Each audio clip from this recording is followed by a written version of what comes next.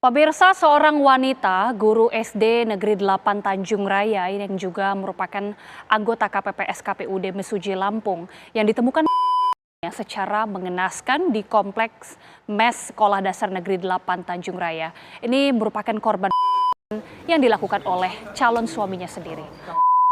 Hai guys, terima kasih telah klik video ini. Malam ini kita akan menceritakan kisah nyata yang baru-baru ini terjadi di kota Lampung, yaitu tentang tewasnya seorang wanita guru honorer yang dihabisi calon suaminya sendiri.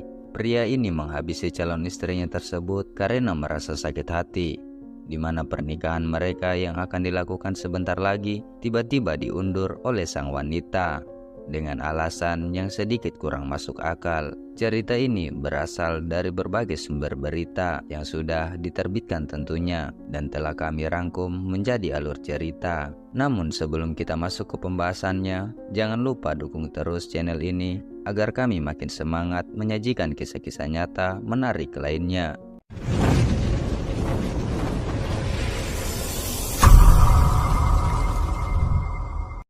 Di sebuah daerah, tepatnya di Muara Tenang, Mesuji Lampung, ada seorang perempuan yang bernama Rosia Aprilia. Umurnya 24 tahun. Ia kerap disapa dengan sebutan nama Rosi. Rosi merupakan anak pertama dari 3 orang bersaudara. Di usia yang masih terbilang cukup muda, Rosi ini sudah pernah menjalani hubungan rumah tangga, namun tidak berlangsung lama. Dan saat ini ia berstatus sebagai wanita yang tidak memiliki suami atau biasa disebut dengan seorang janda. Semasa hidupnya, Rosi ini dikenal sebagai seorang wanita yang cukup berprestasi, di mana saat ia masih menduduki bangku kuliah, ia berhasil menyandang predikat cum laude.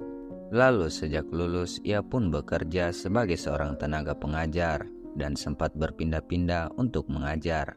Dari awalnya mengajar di Muara Tenang, kemudian berpindah mengajar di SD Negeri 8 Tanjung Raya Mesuji. Dan semenjak ia berpindah mengajar di SD Negeri Tanjung Raya, jarak dari rumahnya ke tempat mengajar itu ternyata lumayan cukup jauh. Untuk itu, Rosi ini memutuskan tinggal di sebuah mes sekolah bersama dengan rekan guru lainnya. Mes yang ia tempati tersebut beralamat di Desa Bujung Buring, Kecamatan Tanjung Raya. Dengan status sebagai seorang wanita yang tidak memiliki suami dan berdasarkan pengalaman pertamanya menikah, otomatis Rosi ini lebih selektif dalam memilih pasangan hidup selanjutnya. Dengan paras yang terbilang lumayan cukup cantik, juga berprofesi sebagai guru, tentunya banyak lelaki yang tertarik kepadanya.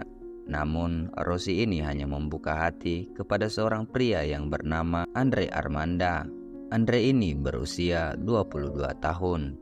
Dan bekerja sebagai marketing di sebuah koperasi pinjaman uang. Pada awalnya hubungan Rosi dan Andre sangat hangat dan harmonis. Itu semua terlihat dari postingan-postingan Andre di media sosial Instagram miliknya. Bahkan kedua pasangan ini telah bertunangan dan rencana pernikahan mereka akan dilaksanakan setelah Lebaran Idul Fitri di tahun 2024 ini. Namun guys, seperti biasanya, yang namanya orang mau menikah pasti banyak sekali cobaan. Begitu juga dengan Andre dan Rosi. Saat mereka berdua sudah berniat untuk serius, tiba-tiba saja Rosi ini sikapnya berubah, di mana Rosi ternyata masih saja memiliki banyak teman laki-laki dan masih berkomunikasi dengan teman laki-lakinya tersebut.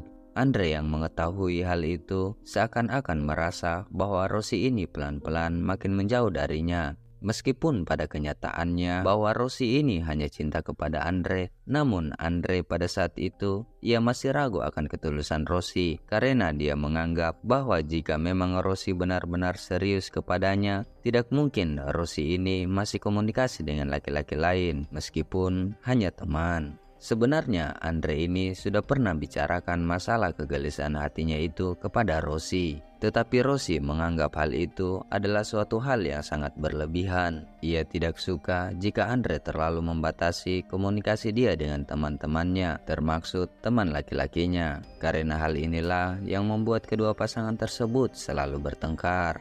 Hingga suatu ketika saat mereka kembali ribut, Tiba-tiba saja Rossi berkata kurang lebih seperti ini. Kayaknya kita harus undur dulu deh pernikahan kita, ucap Rossi. Saat itu Andre yang mendengar ucapan tersebut, ia sangat kaget tentunya. Dan setelah mereka berdua beradu argumen yang lumayan cukup panjang, tetapi tetap saja Rossi ini masih kokoh dengan keinginannya untuk mengundur pernikahannya dengan Andre.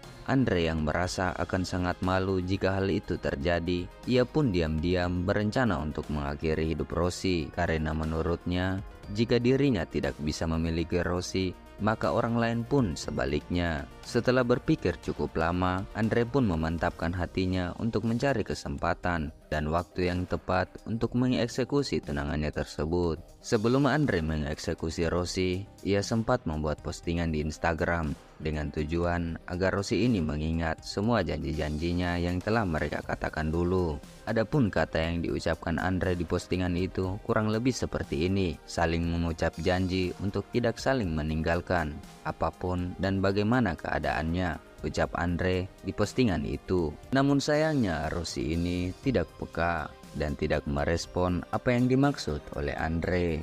Singkat ceritanya, setelah membulatkan tekad, Andre pun mempersiapkan peralatan untuk menghabisi Rossi. Dan setelah itu, ia pun pergi ke mes sekolah di mana Rossi tinggal.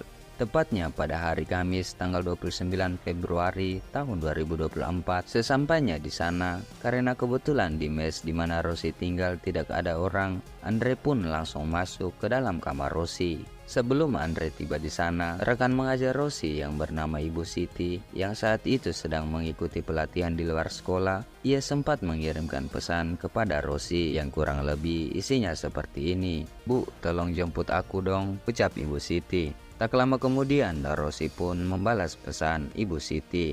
"Oke Bu, OTW ya." Saat hendak mau menjemput Bu Siti, tiba-tiba Rossi sangat terkejut melihat Andre yang sudah berada di dalam kamarnya. Entah apa yang terjadi setelah itu, apakah keduanya sempat cekcok atau tidak. Namun yang jelas, Andre langsung mengeluarkan pisau yang ia persiapkan. Dan seketika itu, ia langsung menggorok bagian leher Rossi.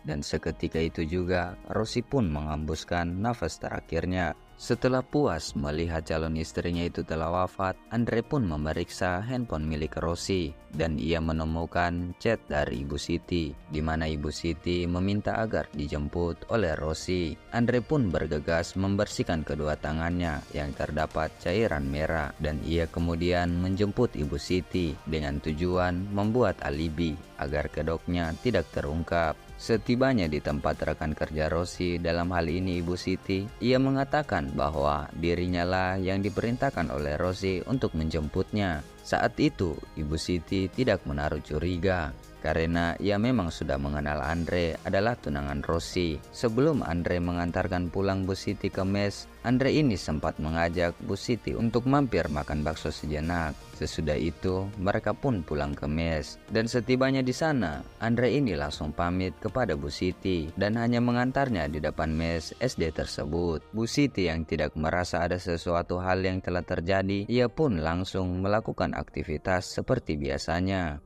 Pada jam 15.00 atau lebih tepatnya saat hendak memasuki sholat asar, Bu Siti kemudian membangunkan Rossi dengan tujuan untuk melaksanakan sholat asar bersama. Namun setelah beberapa saat mengetok pintu kamar Rossi dan tidak ada jawaban, ia pun masuk ke dalam kamar Rossi dan di sini ia sangat-sangat kaget melihat cairan merah berceceran di lantai serta melihat rekan kerjanya itu yang telah wafat dalam kondisi tubuh di atas kasur dan kepala tergantung di atas kasur. Bu Siti yang sangat shock, ia kemudian berlari sembari meminta pertolongan. Setelah pihak sekolah melaporkan kejadian ini kepada pihak yang berwajib, polisi pun langsung memintai beberapa keterangan dari rekan kerja Rossi. Dalam hal ini, Ibu Siti. Setelah mendapatkan informasi, polisi pun melakukan penangkapan terhadap Andre, tepatnya 3 jam setelah Rossi ditemukan telah wafat. Ketika Andre ditangkap oleh petugas kepolisian, Andre ini sedang berada di rumah Rossi, di mana ia berpura-pura sedih dan turut berduka cita. Setelah Andre ditangkap dan diinvestigasi beberapa jam, Andre pun mengakui semua perbuatannya, di mana ia lakukan semua itu karena rasa cemburu dan sakit hati kepada Rossi. Atas perbuatan yang dilakukan oleh Andre ini, ia pun dijatuhi hukuman mati. Oke guys, terima kasih telah menonton hingga akhir. Semoga kasus ini dapat menjadikan pembelajaran bagi kita semua agar lebih berhati-hati akan tindak kejahatan. Jika ada kasus yang menarik untuk dibahas, silakan tulis di kolom komentar. Sekian dan terima kasih, sampai jumpa di video selanjutnya.